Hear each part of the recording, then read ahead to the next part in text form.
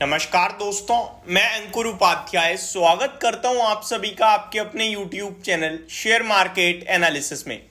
आज बाजार में एक बार फिर इनिशियल आवर्स में गिरावट आ रही है, शार्प गिरावट आ रही है। निफ्टी, सेंसेक्स, बैंक निफ्टी सब टूटते हुए दिख रहे हैं। दोबारा से खुले हम लोग फ्लैट, लेकिन अभी डे लो पे आ गए हैं और 167 पॉइंट्स निफ्टी डाउन हो गया है 22,135 पे। बीते 4 ट्रेडिंग सेशंस में वन साइडेड फॉल है और ये सारा की सारी जो गिरावट है, गिरावट आ रही है सेलिंग से और बाइंग आपकी दूसरी तरफ खत्म हो गई है। ये मैं बार बार वीडियोस में बोल रहा हूं क्योंकि आपको कुछ ऐसा ना लगे ताकि आप अपनी पोजीशंस में बिना बात के उठापटक करने लगो। देखो, रीजन आपको पता हो ना पता हो, लेकिन चीजों को समझना बहुत जरूरी है।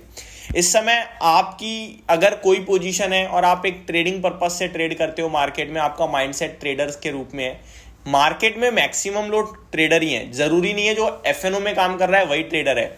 जो कैश में आज खरीद के 3 दिन में प्रॉफिट बुक करना चाहता है वो भी ट्रेडर ही है मेरी तरफ से, और वो एक्चुअल में ट्रेडर ही है। चाहे वो स्विंग ट्रेडिंग कह लीजिए, पोजिशनल ट्रेडिंग कह लीजिए, शॉर्ट टर्म कह लीजिए, मीडियम टर्म कह लीजिए, लेकिन है तो ट्रेडिंग ही।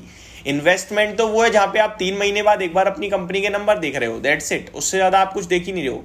क्योंकि आप खुद सोचो ना, जो ये प्राइस हर सेकंड मूव हो रहा है, क्या इसमें कोई फाइनेंशियल फंडामेंटल बदलाव हो रहा है? नहीं, ये केवल डिमांड सप्लाई पे ऊपर नीचे कर रहा है, मार्केट सेंटीमेंट्स पे ऊपर नीचे कर रहा है। और सेंटीमेंट जब भी गिरावट होगी बिगड़ेंगे और जब भी तेजी आएगी बढ़े अच्छे होंगे। अच्छे सेंटीमेंट्स में बाजार और बाइंग दिखाएगा और खराब सेंटीमेंट में और सेलिंग दिखाएगा। तो यही बाजार की खूबसूरती और यही बाजार की प्रॉब्लम है। अभी जो गिरावट हो रही है इसके पीछे कोई फंडामेंटल रीजन तो मेरे को नहीं दिख रहा है, मेरे को केवल एक ही रीजन दिख रहा है, selling.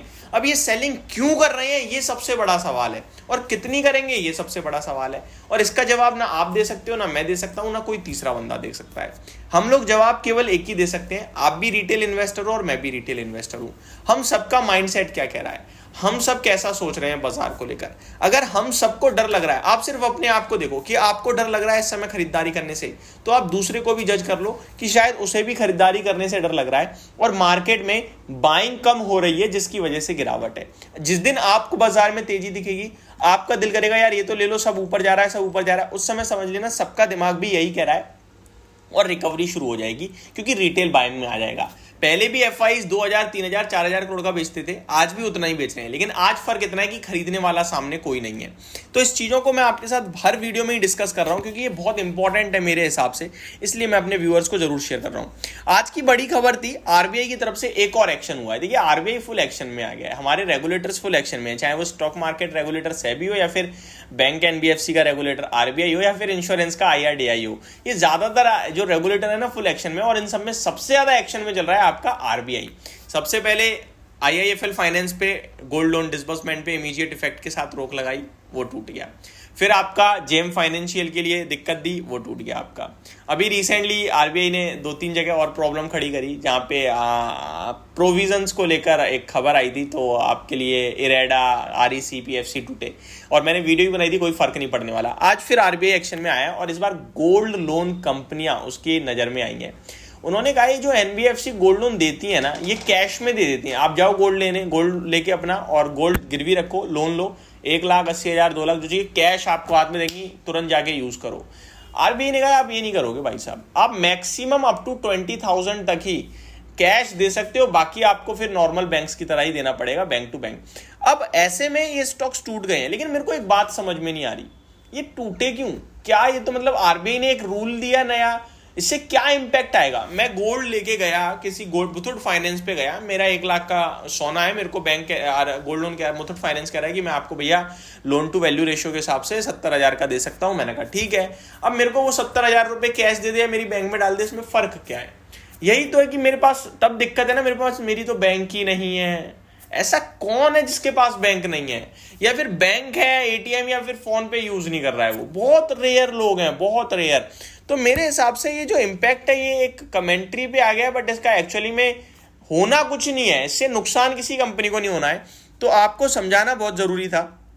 Muthoot finance, Manappuram finance, ये 6-7% टूटते हुए दिखे हैं, लेकिन जैसे ये खबर आई है ओपन मार्केट में जब स्टॉक टूट रहे हैं तो क्लैरिफिकेशन भी आया है। मुथूट फाइनेंस देखो क्या कह रहा है, RBI ask NBA non banks to stick to cash disbursal limit of 20,000 rupees for loans.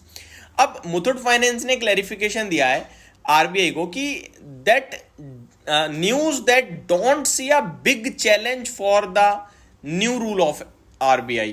Company is 100%, 99 भी नहीं 100%, और ये खुद मुथूट फाइनेंस कह रहा है, company is 100% sure that RBI norms will not impact companies volume. तो कंपनी के लोन डिसबर्सल पे कोई, अरे यार जिसको लोन की जरूरत है, ऑब्वियस है जिसको लोन की जरूरत है वो कैश नहीं लेगा, वो पैसा चाहिए उसे, तो भैया चाहे बैंक में डलवा दो या कैश दे दो. कैश नहीं दे, ऑब्वियस है, मैं लोन लेने कब जाऊंगा, जब मुझे जरूरत है. तो मेरे को तो पैसा चाहिए, किसी भी हाल में चाहिए. फिर तो मेरे को नया अकाउंट खोलना पड़ेगा, मैं वो भी खोल दूंगा, क्योंकि भैया मेरे को चाहिए, मेरे को मजबूरी है मेरी, तभी तो मैं गोल्ड अपना गिरवी रखने जा रहा हूँ, ऑब्वियस है. तो ये सारी चीजें मुझे नहीं लगता इतना इंपैक्टफुल है. बट ठीक है, एक खबर थी जिसके चलते नेगेटिव रिएक्ट आना था, आ गया है. मे भी हो सकता है कुछ होगा तभी बाजार रिएक्ट कर रहा है, क्योंकि बाजार से ज्यादा स्मार्ट तो मैं आप कोई है नहीं, और कंपनी तो खुद है. जो कंपनी कुछ कह रही है तो कंपनी डेफिनेटली यही अपने इन्वेस्टर्स को सहानुभूति दे रही है. बट बाजार अगर नेगेटिव ले रहा है तो 1-8% हो सकता है हो, बट ज़्यादा इंपैक्ट नहीं आएगा. ये 600% की जो गिरावट आ रही है वो मेरे हिसाब से लाजमी नहीं है. तो ये मेरी तरफ से आपके लिए एक डिटेल एनालिसिस था इस खबर को लेकर, जहाँ पे मेरे को लगता है कोई इंपैक्ट नहीं आना है, और मैंने डिटेल में डिस्कस भी किया कि क्यों नहीं आना है. होप आपको ये सारी चीज़ें समझ में आई होंगी. Thank you so much for watching this video. Have a great day guys.